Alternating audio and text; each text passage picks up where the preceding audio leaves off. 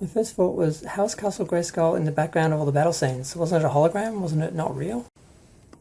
Hello, Stewart89. Well, it was about 3 a.m, 4 a.m. in Australia, and I was about to go to bed, and what happens, of course, Netflix drops the new preview, 2.5 minute preview for Masters of the Universe Revelation Part 2.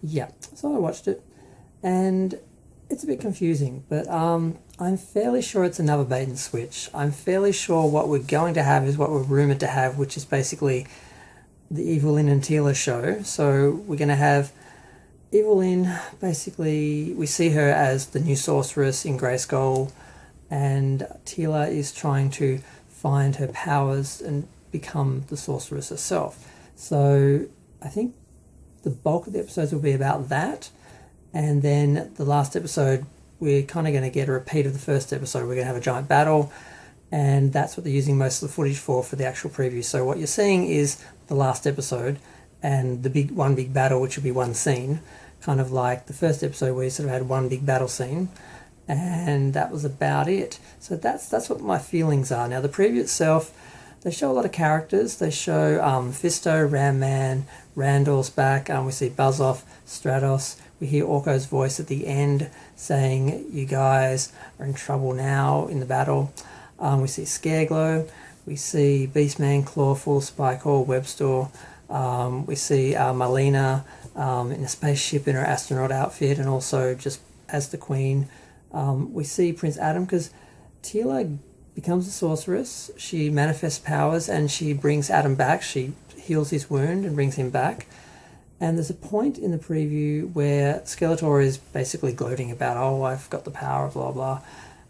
Yeah, she does a little speech about how, we have this belief in some sort of order to the universe, but basically the real secret of Castle Grayskull is there is only power, which is a bit of a cynical, minimalist view of it all, which I think goes with the series as a whole, but may just be Skeletor.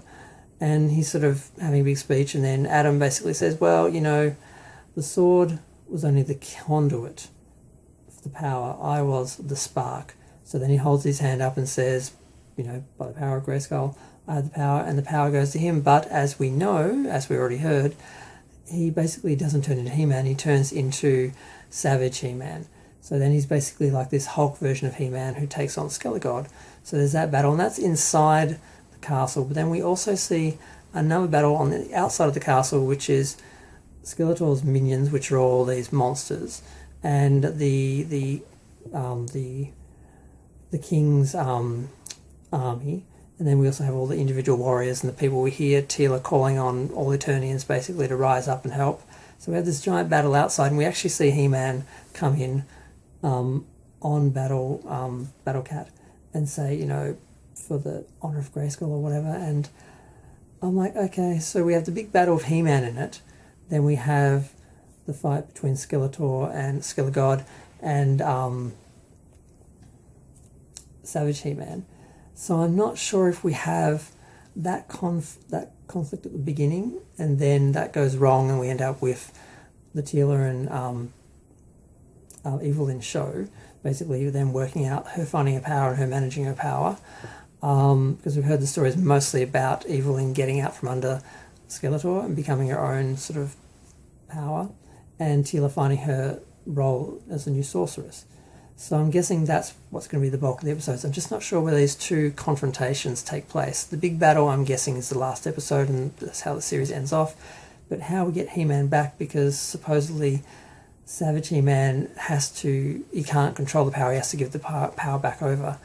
But if he gets the sword back, he could, I guess, become He-Man again, traditional He-Man. But why would traditional He-Man have to be outside fighting an army when he's already bet Skeletor as Savage He-Man on the inside and got the power sword back? So I'm not quite sure how these are going to work. But yeah, I'm not. I mean, after all the lies and bait and switch and trashing the fans that we got from Kevin Smith, I have no faith in this. Like, I sort of think a few good thoughts. I'm like, no, just wait. Remember what happened last time? You thought that last time, and look what they did. So I'm not feeling very optimistic about the series, the second half of the series. But at the same time, it does look good. But then again, the first trailer looked good because it was all scenes from the first episode, pretty much. This looks like it's all scenes from the last episode. But then there's that that confrontation between the two mighty He-Men, Skeletor and Skelegod, and Savage He-Man. So I'm really not sure where that falls.